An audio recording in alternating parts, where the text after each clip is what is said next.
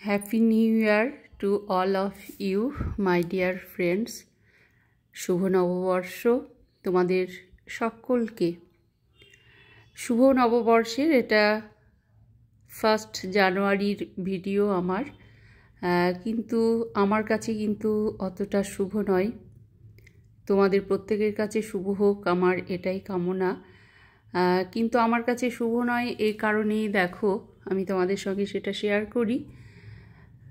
First সকালবেলায় ঘুম থেকে উঠে তাড়াহুড়ো করে একটু চাটা খেয়ে নিয়ে ব্রেকফাস্টটা করে নিলাম, এবং হাজব্যান্ড যে ফলগুলো নিয়ে এসেছিল সেগুলো জায়গা মতো খুব সুন্দর করে গুছিয়ে রাখলাম ডাইনিং টেবিলে।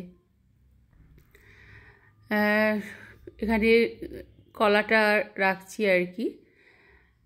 আমাদের এখানে এটা সিঙ্গাপুরি কলা বলে, আমি জানি না তোমরা কি বলো।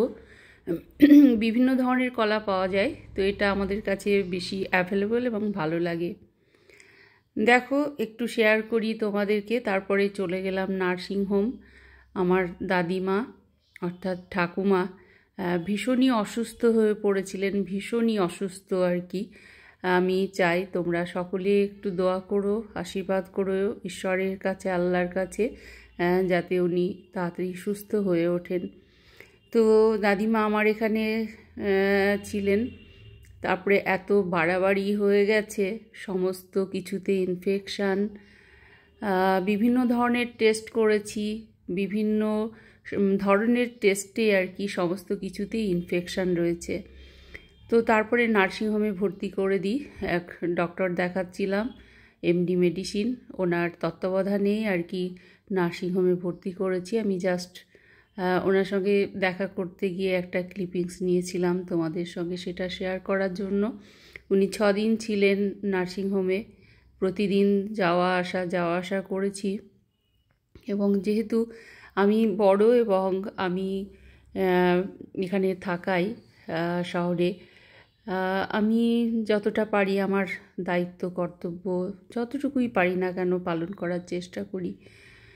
দেখো সেখান থেকে তাড়াহুড়ো করে এসে রান্নাটা করতে হলো। অলরেডি তখন কিন্তু 12টা বেজে গেছে। সঙ্গে আমার আম্মা ছিলেন, আমার পিসি অর্থাৎ আমার ফুপু আর কি সঙ্গে ছিলেন। তো ওনাদের সঙ্গে একসঙ্গে গিয়েই আর কি নার্সিংহোমে দেখা করে এলাম। ভিজিটিং আওয়ার্সে আমার হাজব্যান্ড ছিলেন, সকলেই আর কি। তারপরে রাত্রির ট্রেনে আর কি কলকাতা থেকে আমার বোনের মেয়ে এলো তার বড় মাকে দেখা করার জন্য, যেহেতু আমার ঠাকুমার শারীরিক অবস্থা ভীষণই খারাপ ছিল।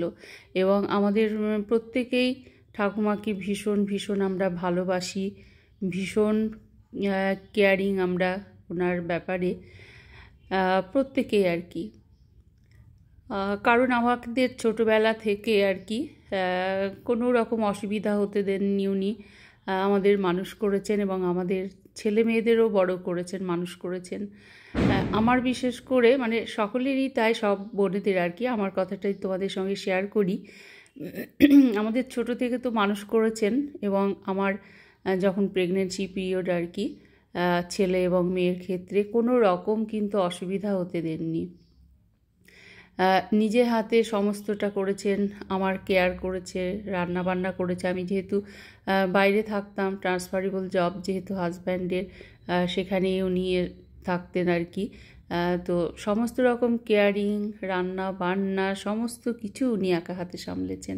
এবং তারপরে আমার মেয়ে এবং ছেলের বেলায় আর কি এত কেয়ার নিয়েছে, এবং বাচ্চাদের মানে মানুষ করা বলতে যেটা বোঝায় আর কি, উনি সমস্তটাই করেছেন, সমস্তটাই। তোমরা অনেকেই বোঝো যে বাচ্চা হওয়ার আগে বা পরের অবস্থাটা কি হয়, মানে কখনো কিন্তু কষ্ট পেতে দেননি, বা আমি নিজে হাতেও কিন্তু কখনো কিছু কিন্তু করিনি।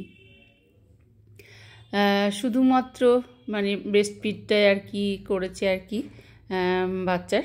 তাছাড়া উনি সমস্ত কিছু কেয়ারিং একটা বাচ্চার ছোট্ট মানে জন্মানোর পর থেকে আর কি, এবং জন্মানোর সময়ও আর কি নার্সিংহোমে থাকা সঙ্গে সমস্ত কিছু উনি করেছেন।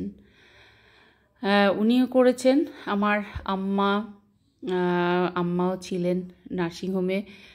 সারা রাত্রি আমার ঠাকুমা অর্থাৎ মা থাকতেন, তারপরে আমার আম্মা থাকতো। তো যাই হোক, ওনার ঋণ কখনো শোধ করতে পারবো না, সারা জীবন ঋণী হয়ে থাকবো, যেটুকু একটু কেয়ার নিতে পারি আর কি। তো যাই হোক আর কি, ওনার জন্য কথা বলে আর কি শেষ করা যাবে না, মানে সারা দিন কেটে গেলেও শেষ করা যাবে না আর কি। তো সেখান থেকে ফিরে তাড়াহুড়ো করে, যেহেতু আম্মা, পিসি এবং আমার রাত্রিতে বোনের মেয়ে আসবে, আমি তাড়াহুড়ো করে একটা ডিম রান্না করলাম। এখানে দেখো করলা বা উচ্ছে যেটা ফ্রাই সেটা করেছিলাম, শিম আলু ভাজা এবং ফিশ ফ্রাই, যেটা মশালা ফিশ ফ্রাই, সেটা আমি করে নিয়েছিলাম অনেক তাড়াহুড়ো করে আর কি, কারণ নার্সিংহোম থেকে এসে বুঝতেই পারছো। আর করেছিলাম মাটন, তোমাদের সঙ্গে সেটা শেয়ার করলাম। মাটনটা অসম্ভব সুন্দর হয়েছিল খেতে, এবং মানে সব রান্নাগুলোই মোটামুটি বেশ ভালো হয়েছিল। তো এর বেশি কিছু আর আমি তখন করতে পারিনি, যেহেতু একটা নার্সিংহোমে এবং উনি অসুস্থ ছিলেন, একটা মানসিক অবস্থা খারাপ ছিল।